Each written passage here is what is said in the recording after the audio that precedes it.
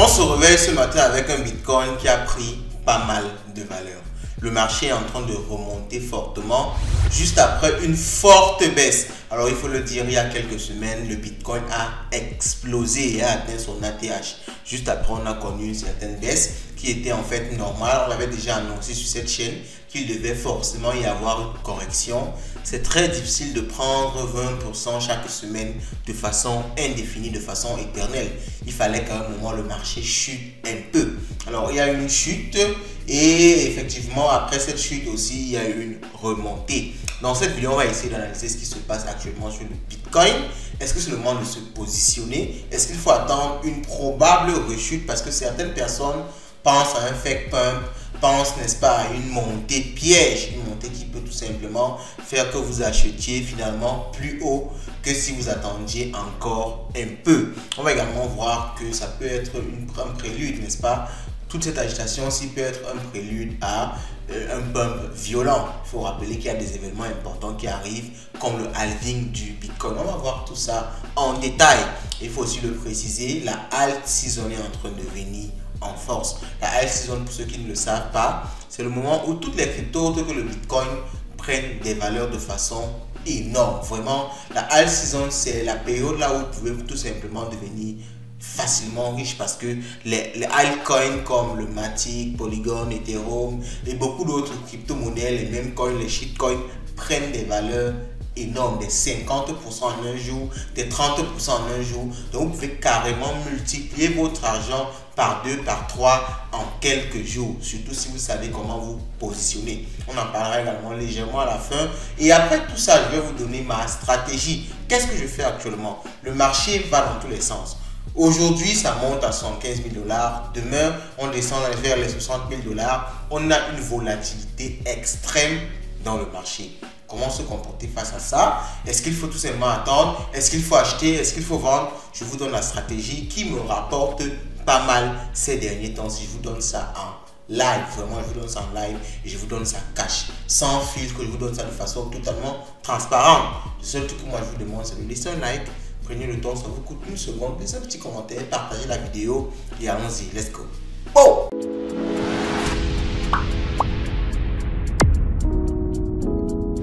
Ok, nous sommes là donc directement sur CoinMarketCap, qui est un site qui référence les crypto-monnaies, qui donne certaines statistiques qui sont extrêmement importantes pour pouvoir, n'est-ce pas, mieux comprendre le marché et mieux se positionner. Alors, la première information qu'on peut déjà avoir, c'est que le market cap global des crypto-monnaies est de 2,55 trillions de dollars. Alors, je ne sais pas si vous vous rappelez, parce que vous savez, ces cryptos sont tellement volatiles qu'on a souvent du mal à se rappeler que il y a quelques mois de cela, on était à 1 trillion de dollars ici. On était à 1,3 trillion de dollars. On touchait même souvent les 1 trillion de dollars et on voulait même souvent être à moins de 1 trillion de dollars. Aujourd'hui, on est carrément à 2,55 trillions de dollars. C'est vraiment pour dire qu'il y a une énorme différence de il y a quelques mois. On est vraiment en bull run actuellement. Parce que je vois souvent des gens dire le bull run arrive, le bull run arrive. Non, le bull run n'arrive pas. Nous sommes déjà en bull run et c'est le moment de se positionner. Je pense même que c'est le meilleur moment de se positionner là maintenant. Si vous ratez ce moment-ci, alors les vrais meilleurs moments c'était en B-Market, c'était vraiment le moment d'acheter des cryptos à prix cadeau. Mais actuellement, si vous ne l'avez pas fait en B-Market, c'est le moment de vous positionner là maintenant. Parce que je pense que si ça monte à 3 trillions de dollars, je pense que vous n'aurez plus la possibilité d'acheter le Bitcoin et d'autres crypto-monnaies à un prix abordable. Donc, on a eu une progression de 5,76%. Ce dernier jour, au cours des dernières 24 heures, 5,76%. Donc vous imaginez combien de milliards de dollars sont entrés dans le marché juste en 24 heures. C'est vraiment fou. Ok? Donc le Fear and Greed Index, alors c'est cet indicateur-là qui montre le sentiment du marché. On est à 82.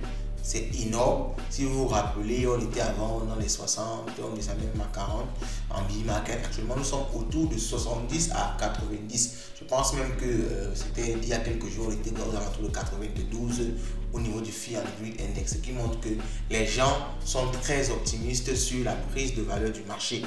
Alors, tous ces éléments, il faut savoir qu'il faut les prendre avec les pincettes. il ne faut pas aussi entrer un peu comme tout le monde. En général, la masse se fait avoir. La masse ne gagne pas beaucoup d'argent. C'est pour ça qu'il y a peu de millionnaires et beaucoup de pauvres. Donc, en général, quand tout le monde est en train d'être surexcité, il faut souvent avoir les idées fraîches et savoir comment se comporter. Parce que ça peut monter à 90, mais ça ne signifie pas que le prix va toujours monter. Il faut souvent avoir des statistiques qui sont indépendantes des sentiments du marché pour pouvoir mieux se positionner. En général, vous allez voir, quand les statistiques techniques sont contre le Fear and Greed Index, moi je sors du marché parce que je comprends que les statistiques vont me montrer en principe qu'on va descendre, mais tout le monde est excité d'acheter. Donc en général, quand c'est comme ça, moi je sors parce que je sais que en général tout le monde va perdre de l'argent et ceux qui seront intelligents de sortie vont plutôt conserver leur capital. Bon, alors au niveau du Bitcoin, on a pris 7% carrément, 6,56% en 24 heures, Ethereum 6,73%, Solana 10%. Solana ne s'arrête pas, je comprends pas ce qu'il va payer Solana. Solana est quitté devant moi aux alentours de 50 $, et actuellement nous sommes à 189 $. Une montée sans arrêt. Je comprends pas ce qui se passe avec Solana. Peut-être je vais faire une vidéo spéciale Solana. Si ça vous dit, laissez un commentaire. Je pourrais vous faire une vidéo spéciale Solana. Alors, c'était juste une prise de température du marché. Je prenais un peu la température du marché. On va maintenant aller un peu faire une petite analyse du Bitcoin, voir ce qui se passe autour du Bitcoin. Alors, Fear and Greed Index, on a déjà vu ça. Alors, autour du Bitcoin, qu'est-ce qui se passe actuellement? On va commencer par les liquidations. Alors, les liquidations sont des éléments qui nous montrent un peu à quel niveau on peut être bloqué si on a une prise de valeur du risque, ou alors à quel niveau on peut encore descendre plus si on a une perte de valeur, n'est-ce pas, du prix. On va voir les liquidation heatmap. Alors moi j'aime voir les liquidation heatmap parce que c'est vraiment plus facile à voir là-bas, j'arrive plus facilement à identifier des prix critiques. Et quand on voit la heatmap comme ça, on voit, n'est-ce pas, cette ligne jaune-ci. Vous pouvez voir ici que lire ce diagramme n'est pas très difficile. Lorsqu'on voit, n'est-ce pas, cette ligne jaune-ci, vous voyez, plus la ligne est jaune, ça signifie qu'il y a beaucoup d'argent qui est bloqué à ce niveau.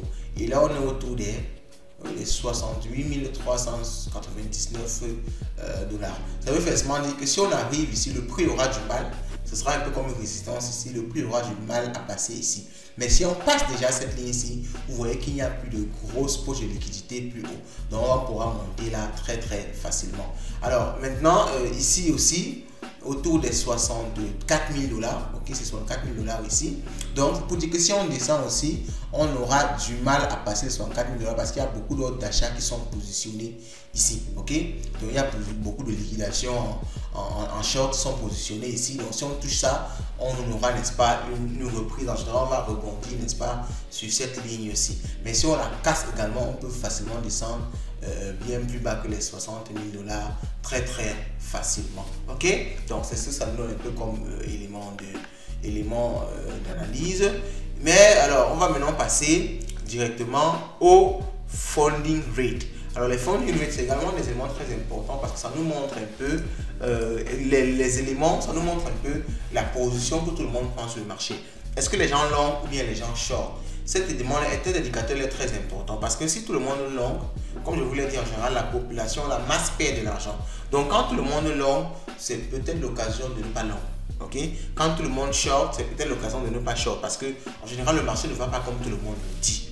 Okay? Ça passe souvent dans le sens inverse. Donc si vous constatez que les liquidations, les fundings sont élevés, alors les fundings sont ici. Quand c'est élevé, ok, quand c'est élevé, ça veut dire que tout le monde long. Beaucoup de personnes long sur le marché. Et quand c'est bas, ça veut dire que tout le monde est en train de shorter. Ok, donc actuellement, on va voir que les fundings sont bas.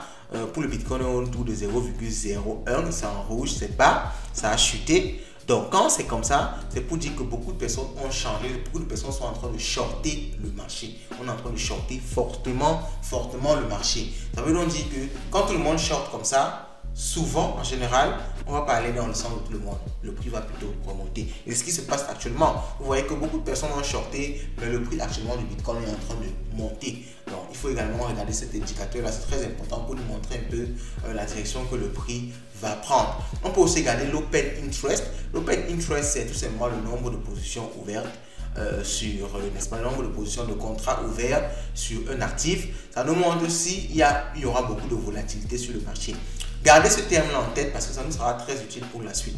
Est-ce qu'il y aura beaucoup de volatilité sur le marché? Gardez vraiment ce terme-là en tête. Alors, l'open interest, on peut regarder les changes ici. Voilà, les changes c'est sur 1 heure, j'ai envie de voir les changes sur 24 heures. Et on peut voir que sur le CME sur le marché des professionnels, sur Binance, on a une montée de l'open interest. Ça veut dire que beaucoup de personnes ouvrent des positions. On a plus de 8% sur le marché des professionnels. De façon générale, on a plus de 5% sur l'open interest. Ça veut dire que les gens sont en train de mettre beaucoup d'ordre sur le marché. Et ça signifie tout simplement qu'il y aura une forte volatilité sur le marché. Retenez bien ce mot-là et laissez même ça en commentaire parce que ce sera le mot du jour. Volatilité. Volatilité, laissez ça en commentaire parce que c'est ça mon secret. Mon secret pour ma stratégie, c'est la volatilité. Vous allez comprendre ça à la fin de la vidéo quand je vais vous donner ma stratégie.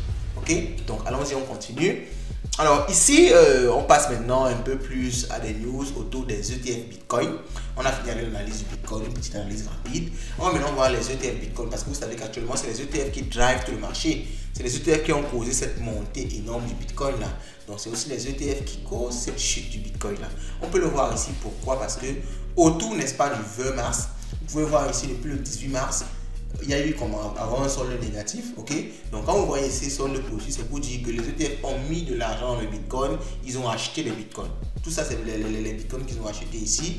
Maintenant, autour du 18 mars, à partir du 18 mars, pour moi, vous pouvez voir que on est en rouge ici, 154, 326. Donc quand on est en rouge, ça veut dire que au lieu que les ETF achètent, ils sont plutôt en train de vendre massivement. Donc le GBTC, qui est le fonds Grayscale, on a parlé de ça ici, je ne vais plus revenir sur ça. C'est tout simplement un fonds qui a un ETF, le GBTC, et beaucoup de personnes sont en train de sortir de là parce qu'ils ont des frais élevés par rapport à la concurrence. Donc quand les gens sortent de là, vous pouvez voir donc qu'il y a des sorties là, 443.5 GBTC qui sont sortis 386 et ça fait en tout que on a une perte de 261.5 en déficit. Ok, c'est pour dire qu'on a plutôt enlevé des bitcoins, vendu des bitcoins, et vous savez quand on vend des bitcoins ça fait chuter le prix. Donc à partir du 18 mars jusqu'au 20 là, c'est ça qui cause un peu, c'est une des causes en fait à la chute du bitcoin. On peut revenir ici. Si on voit un peu, on clique un peu sur le graphique du Bitcoin et on essaye de voir au cours des 7 derniers jours, on peut voir que à partir du 18 mars, ok, à partir du 18 mars, donc si on regarde le 18 mars, à partir d'une certaine heure, on a connu donc cette chute là jusqu'au 20 ici. Vous voyez un peu. Donc c'est ça, c'est cet élément là qui fait que beaucoup de Bitcoin sortent des ETF Bitcoin. C'est ça qui cause aussi cette chute, qui a causé, n'est-ce pas, cette chute là, sur cette sorte de retracement du prix. Et vous voyez que lorsqu'on a arrêté d'avoir cette chute là, on a commencé à avoir une remontée du prix du Bitcoin. Donc, il est très important de suivre également les sorties, comment les ETF se comportent sur le marché. Ok, donc on continue et on continue directement avec une information très importante, le halving du Bitcoin. Je vous ai parlé de ça dès le début. J'ai dit qu'il fallait qu'on essaie de regarder cette news là parce que ça va également nous aider dans notre stratégie que je vais donner à la fin. Ok, donc actuellement nous sommes à 30 jours du prochain halving, 30 jours 18 heures plus exactement. Donc dans environ un mois on aura le halving du Bitcoin, ce qui va diviser les récompenses des mineurs en deux. Actuellement les mineurs gagnent je crois 12,5 Bitcoin chaque 10 minutes. Ils vont plutôt gagner maintenant 6,25 Bitcoin chaque 10 minutes, ce qui va causer tout simplement une rarification des Bitcoins sur le marché parce qu'il n'y aura plus suffisamment de Bitcoins qui vont venir chaque jour. Et vous imaginez bien que si les ETF continuent à acheter énormément de Bitcoin comme ils sont en train de le faire actuellement et qu'il y a moins de Bitcoin qui arrivent sur le marché, vous imaginez comment le prix du Bitcoin va prendre de la valeur.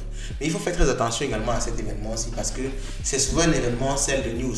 Comme tout le monde sait déjà que ça risque de prendre beaucoup de valeur, beaucoup de personnes vont plutôt chercher à vendre ce jour-là, ce qui va plutôt causer l'effet inverse. Donc le prix va plutôt chuter. Donc, mais à long terme, ou du moins à moyen terme, dans 2-3 mois, le prix va forcément monter parce que là, ce ne sera plus de la spéculation, ça ne sera plus un sell de news, ça sera tout simplement de l'offre et de la demande. Et si l'offre devient moins, pourtant la demande monte ou bien reste constante, forcément, le prix va exploser. C'est pour ça que j'ai dit au début de cette vidéo que ça peut être les dernières occasions d'acheter le Bitcoin à un bas prix. Certes, beaucoup de personnes disent que c'est déjà monté et tout, mais ça peut être une des occasions d'acheter le Bitcoin à un bas prix parce que je pense que dans quelques mois, le Bitcoin peut côtoyer facilement les 80 000 $, 70 000 $ et être plutôt maintenant autour des 70 000 $, 80 000 $, au lieu d'être autour des 60 000 $. Bon, il y a beaucoup de personnes qui sont trop optimistes aussi. Ils disent qu'on va atteindre les 100 000 $, les 200 000 $. Bon, possible, mais je ne pense pas qu'on va le faire maintenant. Ok, donc après avoir vu le halving, on va maintenant voir, je crois, un autre élément qui peut nous aider à gagner de l'argent, et je l'ai inclus également ma stratégie. C'est ce que j'appelle la Bitcoin Dominance qui va annoncer la alt season. Alors, ce graphique-ci nous montre tout simplement comment le Bitcoin est en train de dominer le marché. On peut voir ici que le Bitcoin a actuellement 51,10% de dominance. Donc, tout le marché des crypto-monnaies, le Bitcoin a 51,10% de tout ce marché-là en termes de valorisation. Les autres crypto-monnaies se partagent, n'est-ce pas, on va dire les 50, les 49% restants. Alors, pourquoi est-ce que c'est important? Parce qu'en général, lorsque la Bitcoin dominance du Bitcoin diminue, l'argent sort du Bitcoin et il va se déverser, va se partager dans les petites crypto-monnaies-ci. Okay? Ce qui fait que le Bitcoin aura tendance à perdre un peu de valeur ou bien à conserver sa valeur, mais les alts, les autres crypto-monnaies vont prendre énormément de valeur. C'est là qu'on aura des plus 20, des plus 30% sur des crypto-monnaies. On peut le voir actuellement, le Bitcoin domine encore énormément. Donc, ce n'est pas encore une alt season, mais elle peut être dans quelques temps. Parce qu'après une forte prise de valeur du Bitcoin, en général, souvent, quand le Bitcoin va stabiliser au niveau du prix, il y aura une perte une sortie de liquidité du Bitcoin pour pouvoir entrer dans les autres crypto-monnaies. Ce sont des cycles qui se répètent de temps en temps. Alors, ce graphique-ci, je vais l'actualiser, nous montre un peu mieux le graphique, en fait, la courbe, n'est-ce pas, de la Bitcoin Dominance. On peut voir ici qu'on a une énorme chute, on a eu une chute là, et on a eu une prise de valeur par la suite de la Bitcoin Dominance. Donc, si on essaie un peu de dézoomer, comme ça, alors qu'est-ce qu'on peut voir ici? Bon, regardons un peu au niveau d'ici, je crois que c'est plus facile à voir là.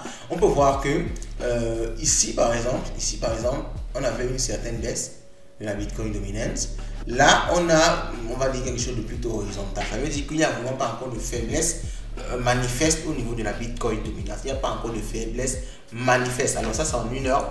Je vais essayer de passer on va essayer de changer l'intervalle de temps. Alors, c'est où? C'est ici. On va essayer de changer l'intervalle de temps. On va mettre ça en un jour, par exemple. Mettons en un jour. Où on va, ok, on met en un jour. Vous voyez qu'en un jour, par exemple, ici, le Bitcoin dominance est en train de monter. Ça va, il y a des corrections qu'on pouvait voir là. Mais de façon générale, si on pouvait tracer là, je vais essayer de prendre un outil. Alors, je prends quoi? Je prends un outil. Je prends une trendline. J'essaie de tracer là. Vous pouvez voir que on est plutôt dans un canal haussier. Donc, j'essaie de faire ça comme ça. J'essaie de faire ça également ici. On est plutôt dans un canal haussier. Si je mets un truc comme ça, c'est mal tracé, je sais. Mais on met comme ça, on est plutôt dans un canal haussier. Ça veut dire que la Bitcoin dominance est plutôt en train de monter. On n'est pas dans un canal baissier. Alors, quand on est dans un canal haussier, l'alt season ne peut pas vraiment commencer parce que le Bitcoin est en train de prendre toutes les liquidités. Donc, lorsqu'on sera dans un canal baissier, là, on pourra dire que l'alt season est en train de venir et ça pourra, n'est-ce pas, nous donner pas mal d'argent. Parce que, comme je vous ai dit, le Bitcoin peut nous rapporter de l'argent, mais l'alt season peut nous rapporter encore plus d'argent.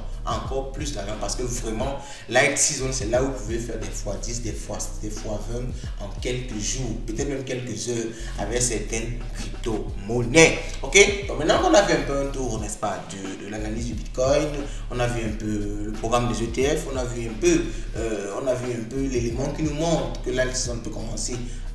N'a pas encore commencé mais pourra commencer d'ici peu. On va faire un petit tour des news et puis je vais vous donner ma stratégie que moi j'utilise dans ce moment-là, dans ces moments de doute, dans ces moments de volatilité extrême. Je vais vous parler, n'est-ce pas, de ma stratégie. Alors on fait un tour rapide sur Twitter.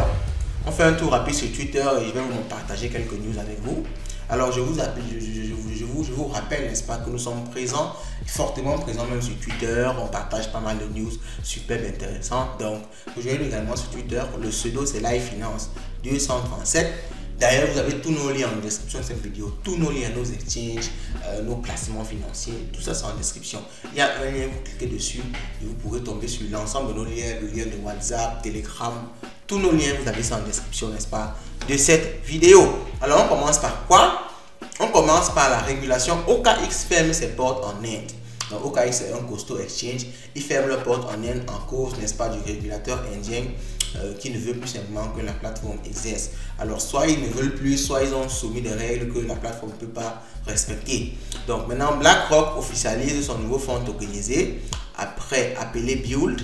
Donc, ce fonds-là c'est du yield bearing stablecoin nommé BULD.